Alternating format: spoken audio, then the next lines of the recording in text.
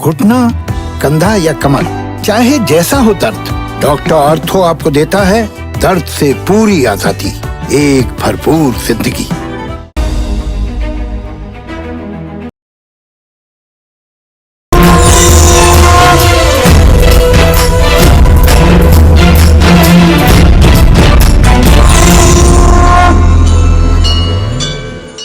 नमस्कार, आप देख रहे हैं काल चक्र। मैं हूं आपके साथ रोमिता तिवारी और मेरे साथ हैं प्रश्न कुंडली विशेषज्ञ पंडित सुरेश पांडे जी। किस घड़ी में, किस पहर में ठीक हो जाएगा आपका रोग, जानने के लिए देखिए काल चक्र। चलिए हम चर्चा को शुरू करेंगे। पंडित जी, बहुत स्वागत है आपका कार्यक्रम में। और आज हम एक बहुत ही इंपॉर्टेंट टॉपिक पर बात करने वाले हैं। आप किस नक्षत्र में जन्मे हैं, उस नक्षत्र में जन्म लेने वाले लोगों का भविष्य कैसा रहेगा, भाग्योदय कब होगा, इस बारे में तो पंडित जी ने आपको पहले भी कई बार कालचक्र में जानकारी दी है। लेकिन क्या आप ये जानते हैं कि किस नक्षत्र में लगा रोग आपके लिए और ज्यादा खतरनाक हो सकता है, आपको मृत्यु के बराबर कष्ट दे सकता है? किस नक्षत्र में लगा रोग आपको बार बार सताएगा और किस नक्षत्र में आपका रोग जल्दी से ठीक हो जाएगा? आज प्रश्न कुंडली विशेषज्ञ पंडित सुरेश पांडे जी आपको यही बताने वाले हैं। इसलिए बहुत ध्यान से आज का काल चक्र देखिए, क्योंकि हो सकता है कि कोई रोग आपको भी इसी तरह से परेशान कर रहा हो और आप ये जान सकेंगे कि कितने दिन तक अभी आपको ये रोग सताने वाला है। चलिए आज की चर्चा को हम शुरू करेंगे और सबसे पहले यही जानते हैं कि अश्विनी, भरणी और कृत्तिका नक्षत्र, अगर इन नक्षत्रों में कोई बीमारी शुरू हुई है तो कब तक आपको कष्ट देने वाली है? पंडित जी, इस दिन अगर रोगों की शुरुआत हुई है तो शास्त्रों में इसको लेकर क्या बताया गया है, इसके बारे में बताएं। देखो रोमिता, ऐसा है, प्राचीन भारत में जब हमारे यहाँ आयुर्वेद पर लोगों की जीवन पद्धति चलती थी जी, और नाड़ी विज्ञान से लोगों के रोग का पता लगाया जाता था, तो ज्योतिष शास्त्र में हमारे ऋषियों मुनियों ने एक व्यवस्था दी कि कौन सा रोग कब शुरू होगा तो कितने दिन वो किसी को कष्ट देगा। और वैद्य जो होता था वो ज्योतिषी भी होता था। रोगी को लेकर के आने वाला किस तरह से आ रहा है, क्या वेशभूषा है, किस तरह का हाव भाव है, यह देख करके वो रोगी के जीवन का आकलन करता था। और किस नक्षत्र में पैदा हुआ है रोग, उसके अनुसार रोग की गंभीरता का मूल्यांकन करता था। और ज्योतिष में लिखे हुए जो संकेत हैं कि इस रोग में, इस नक्षत्र में पैदा हुआ ये रोग इतने दिन चलेगा, इस नक्षत्र में पैदा हुआ ये रोग इतने दिन चलेगा, उसको ध्यान में रख करके तब दवाई चालू होती है। जैसे मुहूर्त चिंतामणि, हमारे यहाँ ज्योतिष का एक बड़ा सर्व प्रामाणिक ग्रंथ है मुहूर्त चिंतामणि, जिसमें स्पष्ट रूप से लिखा हुआ है कि किस नक्षत्र में आपको रोग पैदा होगा, वो कितने दिन चलेगा। अच्छा। अब इसमें आपकी बुद्धिमत्ता है। एक नक्षत्र के 4 चरण होते हैं, लगभग अनुमानतः 6 घंटे का एक चरण होता है, और 27 नक्षत्र हैं, इसके 108 चरण होते हैं। नक्षत्र के किस चरण में पैदा हुआ है ये अगर मूल्यांकन कर लें तो आप सटीक बता सकते हैं कि ये रोग कितने दिन रहेगा। तो आयुर्वेद के प्रसिद्ध ग्रंथ अष्टांग संग्रह के अनुसार किसी नक्षत्र विशेष में कोई रोग उत्पन्न हो जाए तो उससे मुक्ति, रोग से मुक्ति का संकेत इन्हीं नक्षत्रों में छुपा हुआ है। कब मिलेगी रोग से मुक्ति? अश्विनी नक्षत्र में कोई रोग होता है। देखिए, इन नक्षत्रों के 27 स्वामी हैं। नासत्यांतक कवहिनी धाते सुसिद्धा जो रगा रिक्षे साहब तरो भगोरियम यव रखता तो समीरा क्रमात, माने अश्विनी नक्षत्र का स्वामी जैसे अश्विनी कुमार है। तो अश्विनी नक्षत्र में अगर किसी को रोग होता है तो वो एक दिन, अगर बड़ा गंभीर रोग है तो 9 दिन चल लेगा, और यदि बहुत कष्ट का रोग है, बुढ़ापे में हुआ है, तो 25 दिन भी चल सकता है। लेकिन अश्विनी नक्षत्र में हुआ रोग ज्यादा दिन तक टिकाऊ नहीं होता। अगर अश्विनी नक्षत्र में रोग उत्पन्न हुआ है तो क्या करना चाहिए? अगर अश्विनी नक्षत्र में कोई रोग हुआ है तो दीन दुखियों की सेवा करनी चाहिए, परोपकार करना चाहिए, और गणेश जी के मंत्र ओम गंग गणपताय नमः का मंत्र जप करना चाहिए। भरणी नक्षत्र के बारे में बताऊं? भरणी नक्षत्र यमराज का नक्षत्र है। आपने लोगों के मुंह से सुना होगा कि भरणी भद्रा छोड़ के चाहे जब जो कीजिए। भरणी क्यों? इसलिए कि भरणी नक्षत्र किसका है? यमराज का। अगर भरणी नक्षत्र में रोग शुरू हो तो ये मेरी मान्यता है, मुहूर्त चिंतामणि में नहीं लिखा हुआ, लेकिन मैं ऐसा अनुभव कर चुका हूं कि ये प्रायः रोगी को यमलोक भेज देता है, शरीर से मुक्ति दे देता है। तो भरणी नक्षत्र में अगर कोई रोग शुरू हो तो वो 11, 21 या 30 दिन तक रहता है। भरणी नक्षत्र अगर शनिवार मंगलवार को हो जाए तब तो परेशानी का अंत नहीं होता है, लेकिन अगर ये सोमवार, शुक्रवार, बृहस्पतिवार और बुधवार को है तो इसमें साध्य स्थिति बन जाती है। कुंडली में किसी ग्रह की कष्टकारी दशा या अंतरदशा अगर चल रही हो, जैसे शनि, मंगल, राहु, केतु की दशा चल रही हो और मार्केश की दशा हो, तो मृत्यु तुल्य कष्ट भी प्राप्त हो सकता है। ऐसे में जरूरतमंद लोगों की सेवा करनी चाहिए, मां पार्वती और भगवान शिव और भगवान गणेश की पूजा करनी चाहिए। शिवलिंग के सामने बैठकर शिवालय में महामृत्युंजय मंत्र का जप करना चाहिए। अगर शिवालय में बैठ करके महामृत्युंजय मंत्र का 10 माला जप नित्य किया जाए और घी का दीपक प्रज्वलित किया जाए, जल, दूध, शहद और बेलपत्र से शिवलिंग की पूजा की जाए, तो यम की प्रसन्नता के कारण आपका रोग जल्दी ठीक होगा। और यमदेव के लिए भी रात्रि में दक्षिण दिशा में एक दीप दान जरूर करना चाहिए। अब हम बात करेंगे कृत्तिका नक्षत्र की। कृत्तिका नक्षत्र में अगर कोई बीमारी शुरू हुई है, कृत्तिका नक्षत्र में अगर कोई बीमारी शुरू हुई है तो वो रोग 9 दिन भी हो सकता है, 10 दिन भी हो सकता है, 21 दिन भी हो सकता है। इतने दिनों तक इसकी कष्टकर स्थिति होती है। इस नक्षत्र में रोग शुरू हुआ हो तो हवन कराने से लाभ मिलता है। हनुमान जी की पूजा करिए और गायत्री मंत्र का जप करिए। देखिए, रोगों में विशिष्ट रूप से पहले जो रोग लिया जाता था वो ज्वर लिया जाता था।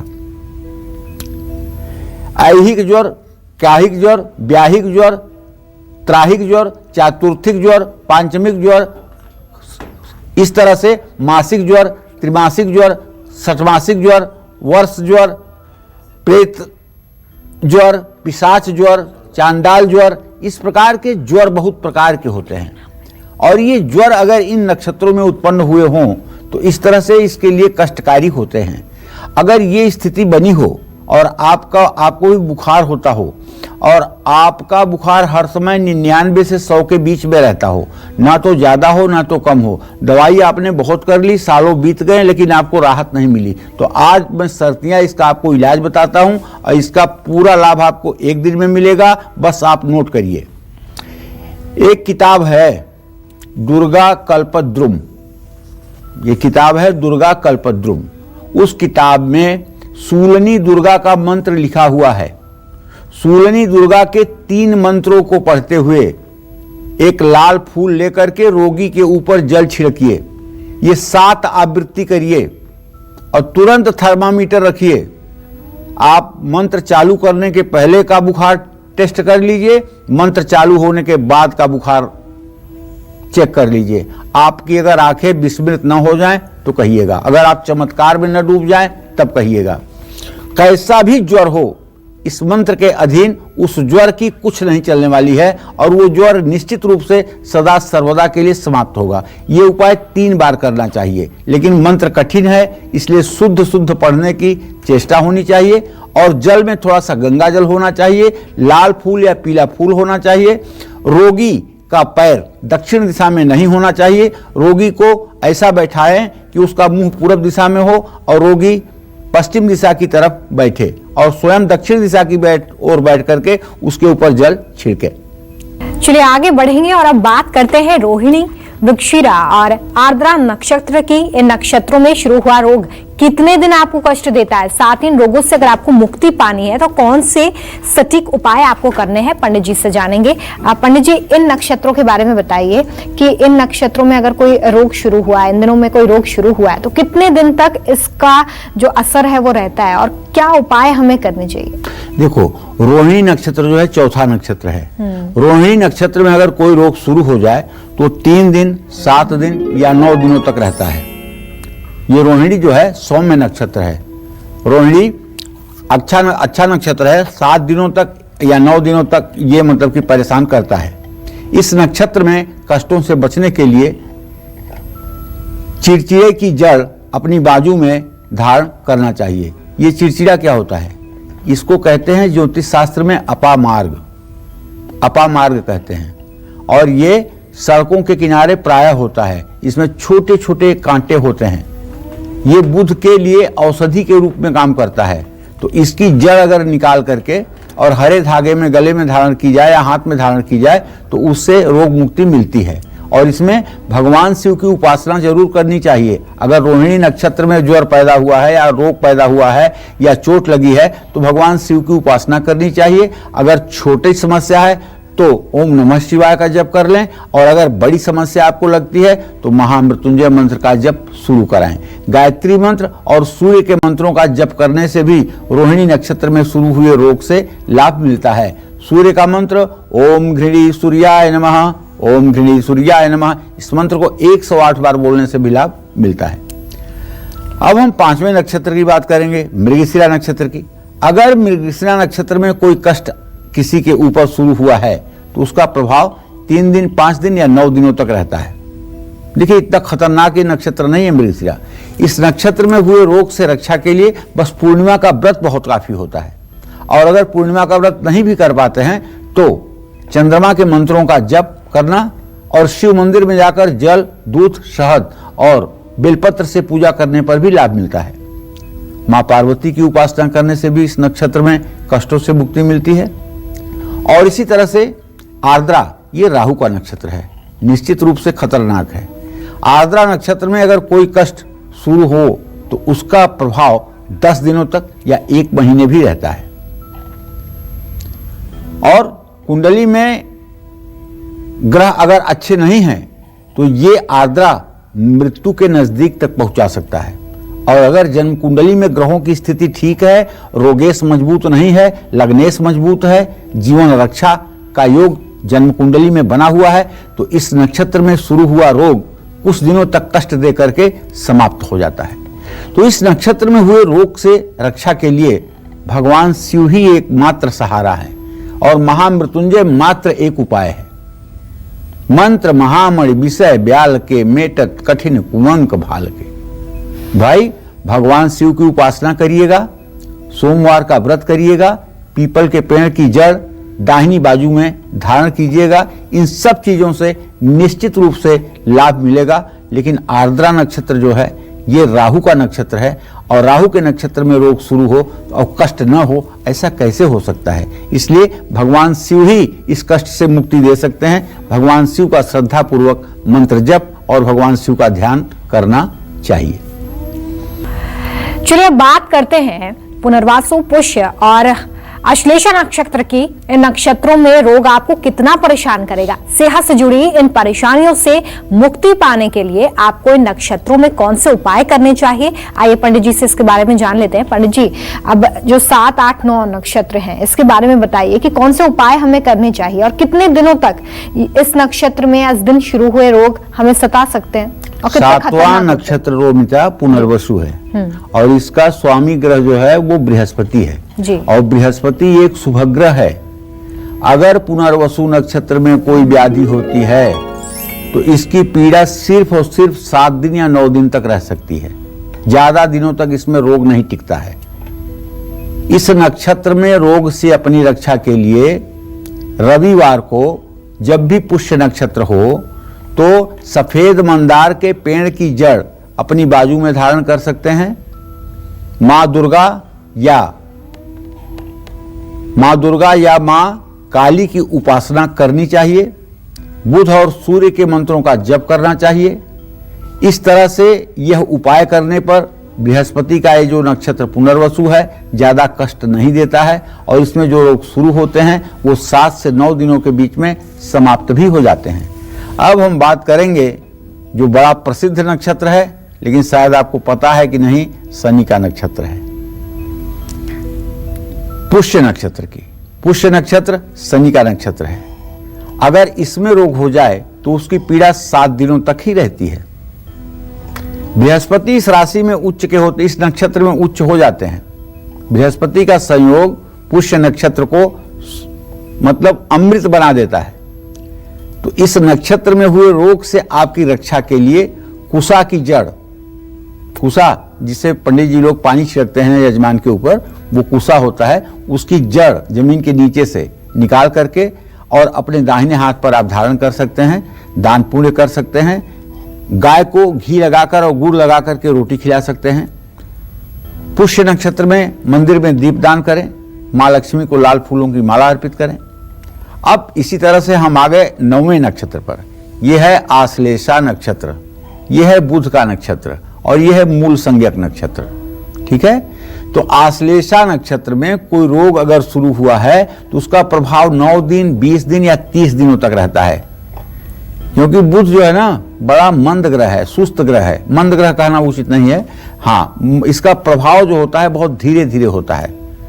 इसको भोजपुरी में कहते हैं गैयार, मतलब गैयार उसको कहते हैं कि जो ताकत रहते पर भी अपना कदम उठाकर आगे न बढ़ पाए, लेजी, सुस्त। तो इस नक्षत्र में अगर रोग शुरू हुआ है तो वो भी मृत्यु तुल्य कष्ट देता है। और आश्लेषा नक्षत्र में हर कष्ट के निवारण के लिए नाग पंचमी का पूजन करना चाहिए, भगवान शिव की उपासना करनी चाहिए, ओम नमः शिवाय का मंत्र जप करना चाहिए और सपेरे को कुछ पैसा भोजन करने के लिए देना चाहिए। जय मां विंध्यवासिनी। चलिए बात करते हैं मघा, पूर्वा फाल्गुनी और उत्तरा फाल्गुनी नक्षत्र की। इन नक्षत्रों में अगर कोई रोग लगा है आपको तो कितने समय तक ये पीड़ा देगा, साथ ही इस पीड़ा से मुक्ति के लिए कौन से उपाय आपको करने हैं जो लाभकारी साबित हो, इसके बारे में जानते हैं। पंडित जी, कौन से अचूक और असरदार उपाय हो सकते हैं जो इस नक्षत्र में लगे रोगों के लिए जरूरी है? मघा नक्षत्र की बात कर रहा हूं। मघा नक्षत्र क्रम संख्या 10 नंबर पर आता है। नक्षत्रों में कितने नंबर पर आता है? 10 नंबर पर। और जिन लोगों का नाम माँ, मी, मू, में से शुरू होता है वो मघा नक्षत्र में जन्मे होते हैं। मघा नक्षत्र का स्वामी कौन है भाई? मघा नक्षत्र का स्वामी केतु है। तो मघा नक्षत्र में अगर कोई रोग शुरू हो जाए तो उसका प्रभाव कम से कम 20, 30 या 45 दिन तक रहता है। ये नक्षत्र जो है कष्ट बढ़ाता है।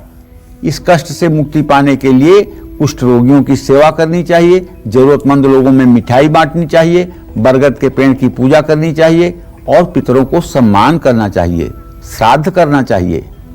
भगवान शिव की उपासना से, भस्म भभूति अपने शरीर में लगाने से, रुद्राक्ष की माला धारण करने से भी रोग समाप्त होता है। अब हम बात करेंगे पूर्वा फाल्गुनी नक्षत्र की। ये शुक्र ग्रह का नक्षत्र है। पूर्वा फाल्गुनी नक्षत्र में यदि आपको कोई व्याधि शुरू हो गई है, कोई रोग शुरू हो गया है, तो इसकी पीड़ा 8 दिन तक, 15 दिन तक या 30 दिन तक या 2 महीने तक भी रह सकती है। इस नक्षत्र में मिलने वाले कष्टों से मुक्ति पाने के लिए नवरात्र में सिर्फ और सिर्फ दुर्गा की उपासना या मृत संजीवनी मंत्र का जप ही फायदा करता है। ऐसा नहीं है कि महामृत्युंजय हर रोग में काम करेगा। महामृत्युंजय मंगल, शनि, राहु, केतु जनित अगर कोई कष्ट है तो उसको चुटकी बजा के ठीक कर लेंगे, लेकिन अगर शुक्र से संबंधित कोई कष्ट है तो उसे दुर्गा ही ठीक कर सकती हैं, काली ही ठीक कर सकती हैं। इस विषय पर भी ध्यान रखना चाहिए। कभी कभी आप शुक्र की दशा में भी महामृत्युंजय कर लेते हैं, करा लेते हैं, आपको लाभ नहीं मिलता है, तब आप कहते हैं अरे महामृत्युंजय कराए कोई फायदा नहीं मिला, तो आपका अधर्म पर से आस्था और विश्वास खत्म होता है। लेकिन सही बात यह है कि जिस रोग में जो दवा शास्त्रों में वर्णित है वही तो फायदा करेगी। ओम ह्रीं ह्रीं वंग वंग एंग एंग मृत संजीवन विद्ये मृतम उत्थापय उत्थापय क्रीं क्रीं ह्रीं ह्रीं वंग वंग स्वाहा। ये मृत संजीवनी विद्या का मंत्र है। इस मंत्र का अगर 10 माला नित्य जप कर लिया जाए तो चाहे जैसा भी रोग होगा वो जल्दी से जल्दी समाप्त हो जाएगा। तो चलिए अब हम उत्तरा फाल्गुनी नक्षत्र की बात करेंगे। यह नक्षत्र सूर्य का नक्षत्र है। तो ऐसे में इसका असर शरीर पर, अगर इस नक्षत्र में कोई रोग शुरू हुआ है तो इसका असर 15 या 27 दिनों तक रहता है। ऐसे में आक की जड़, सफेद मंदार की जड़ को आक कहते हैं, अकोन कहते हैं, उसकी जड़ को दाहिने हाथ में पिंक कलर धागे में बांधना चाहिए और किसी भूखे व्यक्ति को भोजन कराना चाहिए। सूर्य की उपासना करनी चाहिए। सूर्य की उपासना में सूर्य को अर्घ्य देना चाहिए। ओम घृणी सूर्याय नमः, ओम जपा कुसुम संकाशम काश्यपेयम महादुतिम तमोवरिम सर्वपापघ्नं प्रणतोस्मि दिवाकरः। इस मंत्र का 7000 जप करने से तत्काल राहत मिलती है और जो लोग गायत्री मंत्र का जप करते हैं नित्य एक माला 108 बार, उनको अगर उत्तरा फाल्गुनी नक्षत्र में रोग शुरू हो जाए तो घंटे 2 घंटे में दवाई करने से लाभ मिल जाता है। उन लोगों को ये ज्यादा नक्षत्र परेशान करता है जो लोग धार्मिक नहीं हैं, जो लोग ईश्वर में आस्था नहीं रखते हैं, उनको ये नक्षत्र ज्यादा परेशान करता है। जय मां विंध्यवासिनी। किस नक्षत्र में लगा रोग आपको कितनी पीड़ा और कष्ट पहुंचाएगा, यही बता रहे हैं आपको आज पंडित सुरेश पांडे जी कालचक्र में। अपनी चर्चा को आगे बढ़ाते हुए बात करते हैं हस्त, चित्रा और स्वाति नक्षत्र की। पंडित जी, अगर इन नक्षत्रों में कोई रोग शुरू हुआ है तो कितने दिन तक रहेगा, साथ ही इनसे निजात पाने के लिए हमें कौन से उपाय करने चाहिए, इसके बारे में बताएं। देखिए, नक्षत्रों की संख्या में हस्त नक्षत्र 13वें नंबर पर आता है जी। ये चंद्रमा का नक्षत्र है।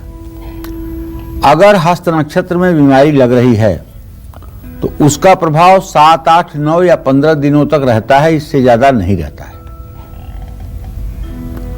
और इस पीड़ा से मुक्ति पाने के लिए जावित्री या आग की जड़ बाजू में धारण करना चाहिए, आदित्य हृदय स्तोत्र का पाठ करना चाहिए, सूर्य को जल चढ़ाना चाहिए, सुबह जल्दी सोकर उठने की आदत डालनी चाहिए। अगर इन उपायों को करने पर भी लाभ आपको नहीं मिल रहा है तो शहद से रुद्र सूक्त बोलते हुए या रुद्र सूक्त ब्राह्मणों के द्वारा बुलवा करके शिवलिंग का लेप करना चाहिए। परिवार का कोई सदस्य ये काम कर सकता है, माता पिता, भाई बहन, पत्नी, कोई भी काम ये कर सकता है और इसका राहत, इसका रिलैक्स आपको एक ही दिन में महसूस होगा। अब बात करते हैं 14वें नक्षत्र की, चित्रा नक्षत्र की। चित्रा जो है मंगल ग्रह का नक्षत्र है।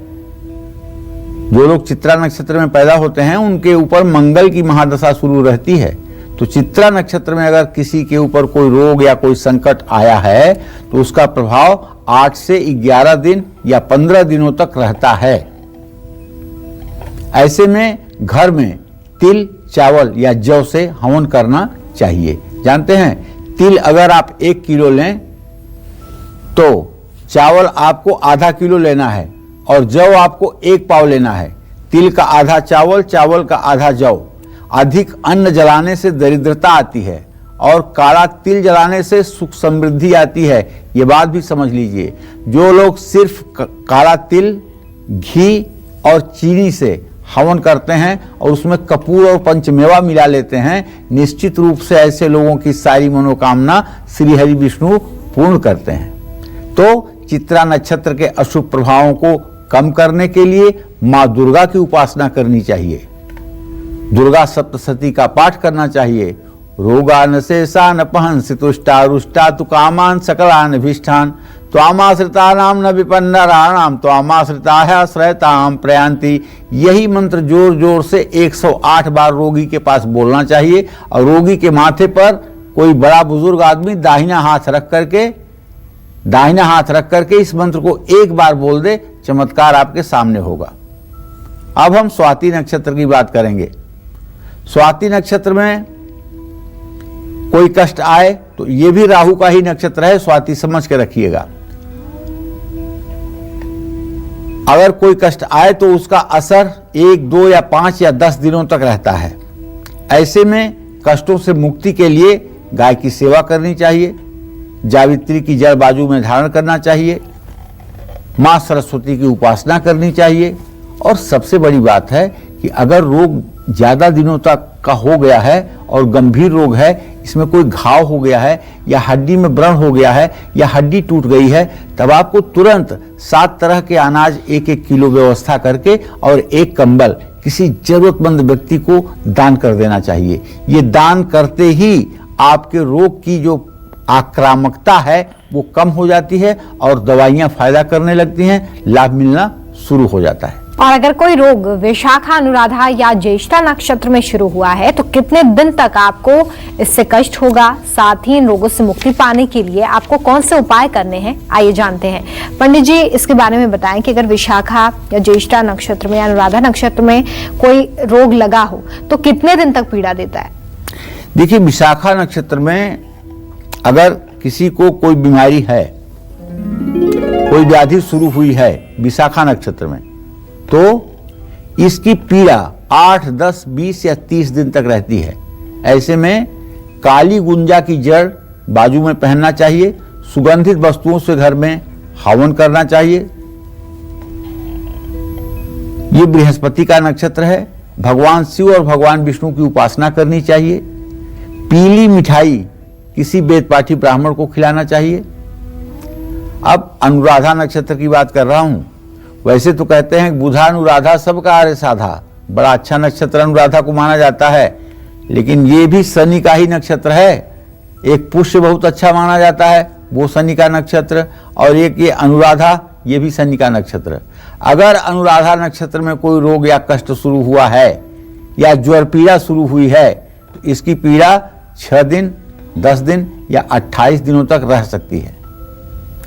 इससे बचने के लिए, अब ये आप सोचोगे कि 6 दिन भी कहते हैं, 10 दिन भी कहते हैं, 28 दिन भी कहते हैं, ऐसा क्यों?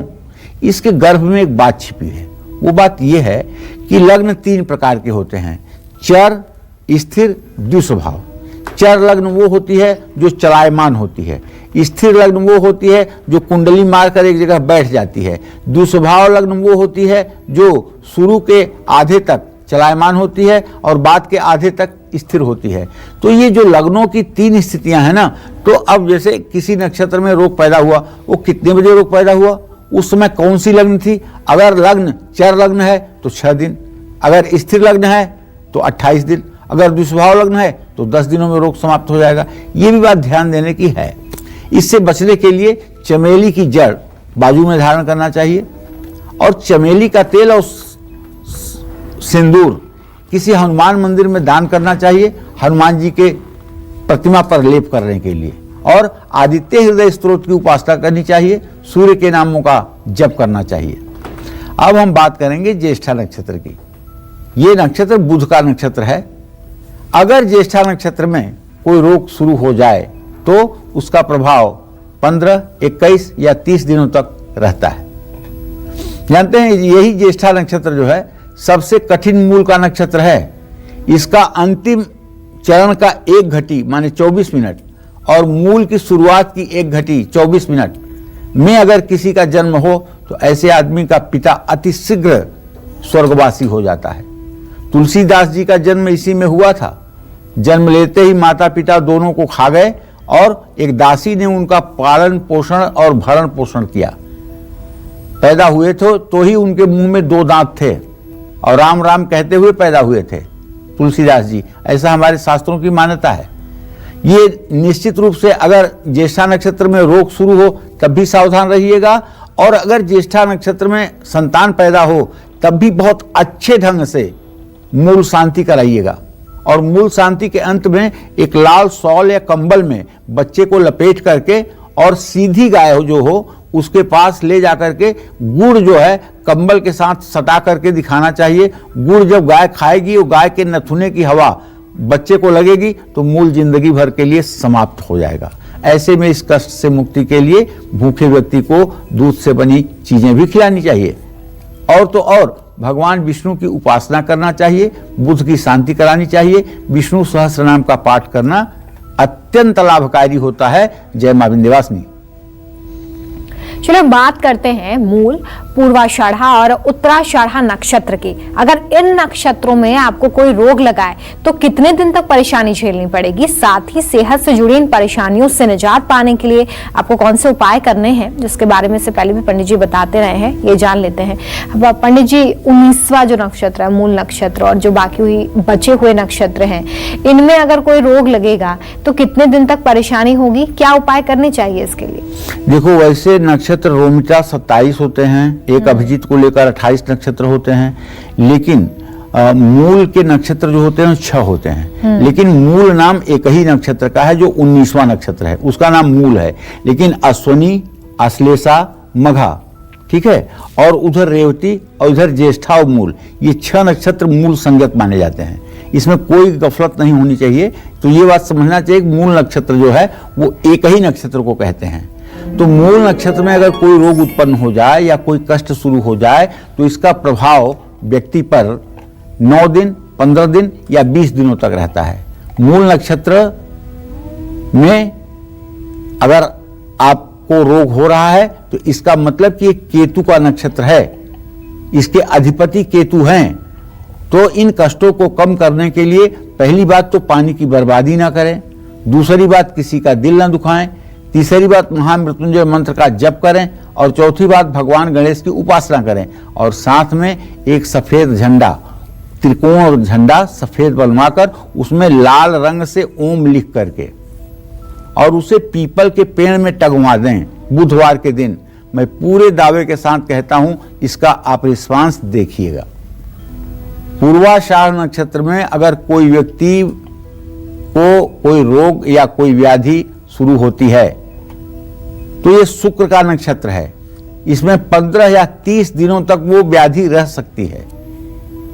इतने समय में भी अगर रोग ठीक नहीं हुआ तो उसका प्रभाव 2, 3 या 6 महीने भी रह सकता है। इस नक्षत्र में शुरू हुए बीमारी को बार बार दोहराने की स्थिति रहती है। बीमारी हुई फिर ठीक हुआ, फिर बीमारी हुई फिर ठीक हुआ, इस तरह की बातें होती हैं। इस कष्ट से मुक्ति पाने के लिए सफेद चंदन केसर के साथ घिस करके स्वयं भी तिलक लगाना चाहिए और अपने घर में सुगंधित पुष्प ले आकर के देवी देवताओं की पूजा करनी चाहिए। शुक्र ग्रह को मजबूत करने के लिए कनक धारा स्तोत्र का पाठ करना चाहिए, महालक्ष्मी अष्टक का पाठ करना या सुनना चाहिए और मां काली या भगवान शिव की उपासना करनी चाहिए। अब इस क्रम में जो उत्तराषाढ़ नक्षत्र है जिसका अधिपति सूर्य है, अगर इस नक्षत्र में रोग शुरू हो जाए तो उसका प्रभाव 20 दिन या 45 दिनों तक रहता है।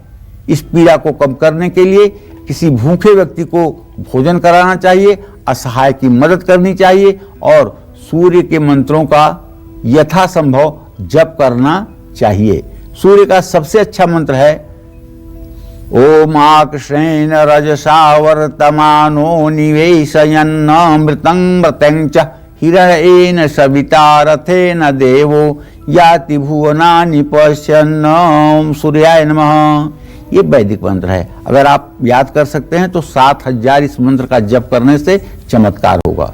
अगर नहीं तो ओम घृणी सूर्याय नमः इस मंत्र का भी 7000 जप करने से मनोकामना पूरी होगी।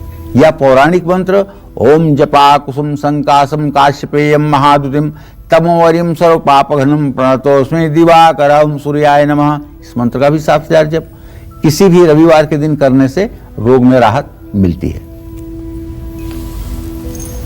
चलिए बात करते हैं श्रवण, धनिष्ठा और शतभिषा नक्षत्र की। अगर इन नक्षत्रों में आपको कोई रोग लगा है तो कितने समय तक पीड़ा देगा? पीड़ा से मुक्ति पाने के लिए आपको कौन से अचूक और असरदार उपाय करने चाहिए, इसके बारे में जानते हैं। पंडित जी, अगर इन नक्षत्रों में हमें कोई रोग लगा है तो शास्त्रों में इसको लेकर क्या वर्णन है? कितने दिन तक पीड़ा झेलनी होती है? देखो, श्रवण नक्षत्र जो है भाई, ये चंद्रमा का नक्षत्र है। इसका अधिष्ठाता ग्रह जो है वो चंद्रमा है। अगर श्रवण नक्षत्र में किसी को कोई शरीर में रोग लग जाए, बुखार शुरू हो जाए, चोट लग जाए या कोई और प्रकार की बीमारी लग जाए तो उसका प्रभाव 3 दिन भी रह सकता है, 6 दिन भी रह सकता है, 10 या 25 दिन भी रह सकता है। इन कष्टों को कम करने के लिए अपामार्ग, जिसको चिड़चिड़ा बोलते हैं, उसकी जड़ बाजू में धारण किया जाए। और अगर आपको ये नहीं मिलता है तो चिंता मत करिए, आप पंसारी की दुकान पर बिधारा की जड़ मांगिए। बिधारा की जड़ कहिए, बिधारा की जड़ मुझे दे दीजिए, तो 2-5 रुपए की बिधारा की जड़ मिल जाएगी और उसको हरे रंग धागे में बांध करके गले में भी धारण किया जा सकता है, दाहिने हाथ पर भी। बच्चों के लिए तो ये अमृत जैसा लाभकारी है। छोटी सी जड़, बहुत देखने में भद्दा भी न लगे ऐसा, और इससे भगवान विष्णु की उपासना भी करनी चाहिए।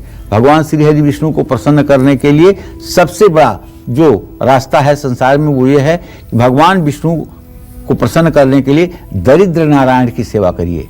ऐसे किसी दीनहीन मलिन व्यक्ति के सहायता करिए जो सचमुच में उसका पात्र हो। भगवान श्री हरि विष्णु इसी से प्रसन्न हो जाते हैं। अब बात करेंगे धनिष्ठा नक्षत्र की। देखो, ये मंगल का नक्षत्र है। अगर धनिष्ठा नक्षत्र में, और यहां से पंचक भी शुरू होता है, धनिष्ठा नक्षत्र से पंचक भी शुरू होता है। अगर धनिष्ठा नक्षत्र में कोई रोग शुरू होता है तो 13 दिनों तक इसकी पीड़ा रहनी ही रहनी है। और धनिष्ठा नक्षत्र में अगर कोई व्यक्ति मर जाता है तो उसके परिवार के और खानदान के 5 लोगों पर कष्ट आना ही आना है। इसीलिए उसके दाह संस्कार के साथ पुतल दाह किया जाता है। 5 पुतले भी बना करके उसी चिता में जलाए जाते हैं। तो कभी कभी इसका प्रभाव शरीर में 1 हफ्ता या 15 दिनों तक भी रहता है। तो ऐसे में धनिष्ठा नक्षत्र में यदि कोई रोग उत्पन्न हुआ हो तो उसकी शांति के लिए हनुमान जी की भी उपासना करनी चाहिए, गुड़ चने का दान भी करना चाहिए और दुर्गा सप्तशती का 9 पाठ संपुटित रोगान शेषान पहन सितुष्टा रुष्टा तुकामान सकलान भिष्टान त्वामा श्रितानाम न विपन्नराणाम त्वामा श्रिता है श्रयताम प्रयांत, इस मंत्र से संपुटित 9 पाठ एक दिन में कराना चाहिए और हवन करवाना चाहिए। हवन करते समय भूल करके भी कवच के मंत्रों का प्रयोग ना करें, वरना उससे सर्वनाश होता है।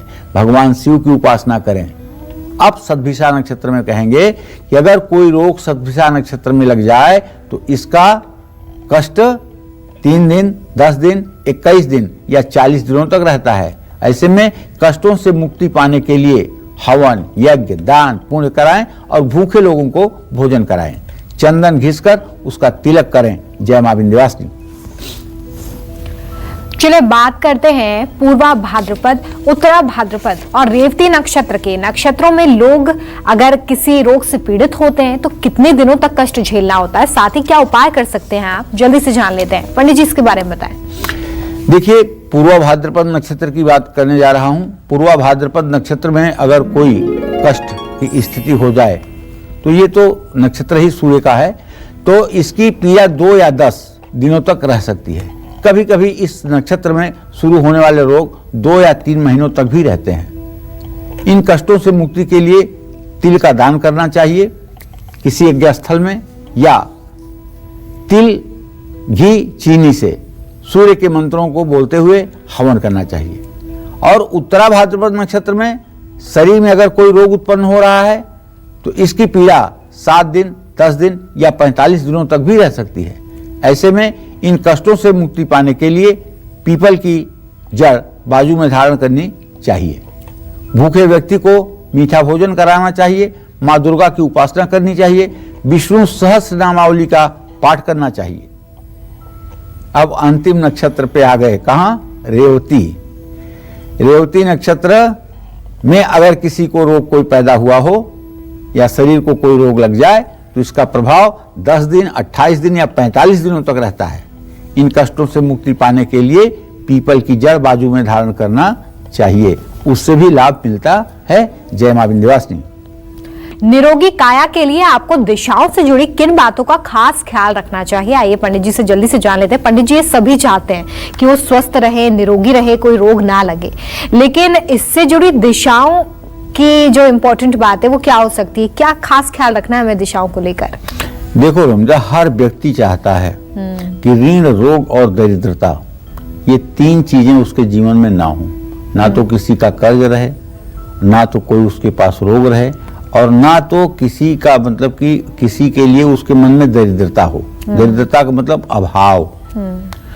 तो शरीर भी निरोगी रहे, इसके लिए पूरब दिशा की ओर सिर करके सोना चाहिए। बेडरूम में भूल करके भी शराब नहीं लानी चाहिए और शराब का सेवन नहीं करना चाहिए।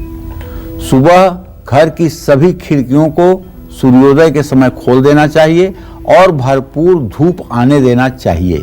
इससे बैक्टीरिया और विषाणु सूर्य की किरणों से दोनों नष्ट हो जाएंगे। दोपहर 12 बजे से सभी खिड़कियों को बंद कर लेना चाहिए। जो गर्भवती महिलाएं हैं उन्हें दक्षिण पश्चिम दिशा के कमरे का इस्तेमाल करना चाहिए। हाई ब्लड प्रेशर के मरीजों को दक्षिण पूर्व दिशा के बेडरूम में नहीं सोना चाहिए। इस दिशा में अग्नि का प्रभाव रहता है, इससे ब्लड प्रेशर बढ़ता है। परिवार के बुजुर्गों को हमेशा दक्षिण पश्चिम दिशा के कमरे में रहना चाहिए। कमरे में कभी भी जूठा बर्तन नहीं रखना चाहिए। भोजन बनाते समय आपको अपना मुंह पूर्व दिशा में रखना चाहिए। दक्षिण दिशा की ओर मुंह करके भोजन बनाने से महिलाओं के शारीरिक और मानसिक स्वास्थ्य पर बुरा असर पड़ता है। पश्चिम दिशा की ओर मुंह करके खाना बनाने से आंख, नाक, कान और गले में समस्याएं पैदा होती हैं। इसलिए भोजन बनाने का जो सुंदर दिशा है, या तो आप पूर्व दिशा की ओर मुंह करके या तो उत्तर दिशा की ओर मुंह करके भोजन बनाएंगे तो वह भोजन अमृत की तरह कार्य करेगा और रोगों का शमन करेगा। और एक कॉलर हमारे साथ श्रेया लखनऊ से जुड़ गई हैं। श्रेया जी, स्वागत है आपका कालचक्र में। पंडित जी से अपना सवाल करें। हेलो। हाँ बोलो बेटा। हाँ पंडित जी प्रणाम। सुखी रहो। जी पंडित जी, मुझे अपने भाई और पापा के बारे में पूछना था जी।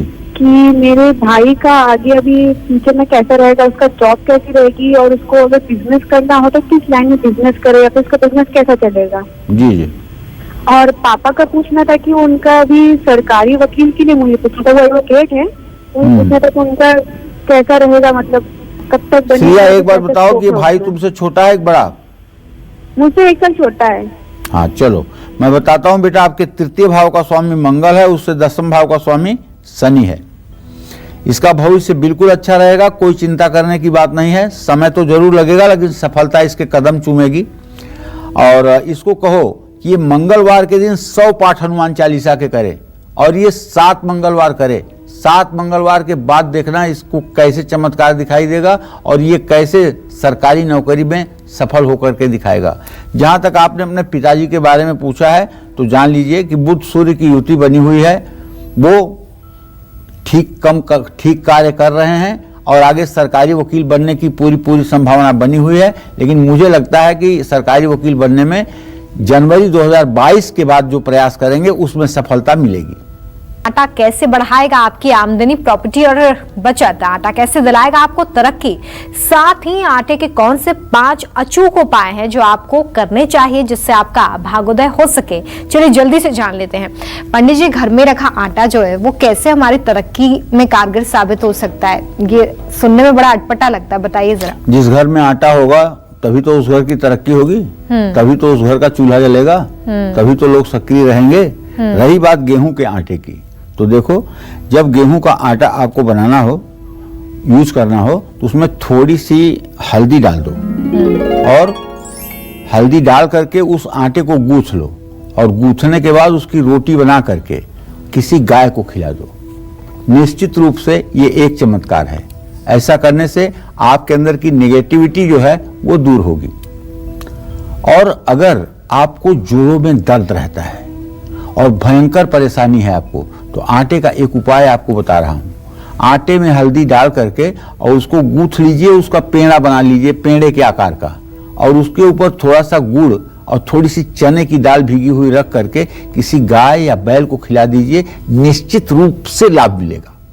रुके हुए धन की प्राप्ति होगी, आपके घर में पैसा रुकेगा।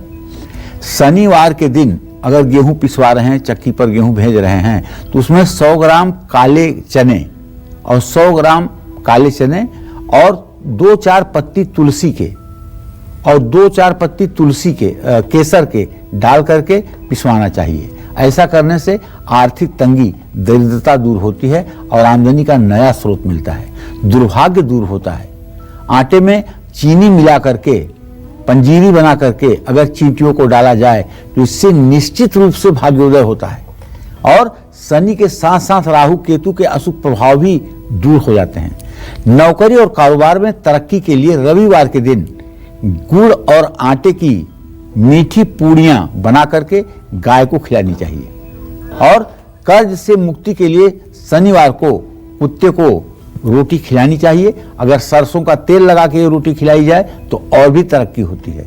तरक्की के लिए मछलियों को आटे की गोलियां डालनी चाहिए। इससे शनि ग्रह का आधिपत्य बुरे रूप में आपके ऊपर नहीं होता है, बल्कि शनि का कोप शांत हो जाता है। चलिए एक कॉलर हमारे साथ नेहा लखनऊ से जुड़ी हुई है। नेहा जी, स्वागत है आपका कालचक्र में। पंडित जी से अपना सवाल करें। जय मां विंध्यवासिनी पंडित जी। जय मां विंध्यवासिनी बेटा। पंडित जी, मुझे अपनी बड़ी बहन के लिए सवाल पूछना है। उनका नाम हेमा सविता है। उनकी जन्म तिथि है 15 अक्टूबर 1991 जी। उनकी जिंदगी में बहुत सारी प्रॉब्लम्स है। उनके घर का कुछ सामान नहीं बचा, उनका घर भी नहीं है, तो उनका आगे का भविष्य कैसा रहेगा? और गरीबी बहुत है उनके। देखो नेहा, तुम्हारी बड़ी बहन के भाव का स्वामी है बुध, जो इस समय सूर्य के साथ द्वितीय भाव में स्थित है और उससे भाग्य भाव का स्वामी बना हुआ है शुक्र। शुक्र और बुध की स्थिति द्वितीय द्वादश होने के कारण, शुक्र की स्थिति केतु के साथ होने के कारण बहन के घर में धनाभाव है, पैसे की कमी है, पैसे का सोर्स ऑफ इनकम नहीं है, जिसके कारण हर तंगी महसूस हो रही है। मैं आपको एक उपाय बताना चाहूंगा, अपनी बहन जी से कहिए कि शुक्रवार के दिन से श्री सुक्तम के 16 मंत्रों का 16 आवृत्ति सुबह, 16 आवृत्ति शाम पाठ करना शुरू करें और लक्ष्मी गणेश की पूजा करें। लक्ष्मी जी के चित्र के सामने देसी घी का सुबह शाम दिया जलाएं। इससे निश्चित रूप से कुछ दिनों के अंदर ही परिस्थिति में परिवर्तन दिखाई देगा। तो आज बहुत ही महत्वपूर्ण जानकारी पंडित जी ने आपको दी है और आप भी इन नक्षत्रों के हिसाब से उपाय कर सकते हैं, जैसा कि पंडित जी ने आपको बताया। साथ ही आटे से जुड़ा हुआ उपाय भी आप जरूर करें, इससे आपको लाभ होगा। पंडित जी बहुत शुक्रिया हमारे दर्शकों को इतनी अच्छी जानकारी देने के लिए। उम्मीद करते हैं कि आपको आज का हमारा विषय बहुत पसंद आया होगा। कल फिर आपसे मुलाकात होगी एक नए विषय के साथ। आपकी परेशानियों को दूर करने के लिए ढेरों उपाय लेकर आएंगे हम पंडित सुरेश पांडे जी के साथ। तब तक के लिए कालचक्र की पूरी टीम को दीजिए इजाजत। नमस्कार। देश और दुनिया की खबरें लगातार जारी हैं, देखते रहिए न्यूज़ 24।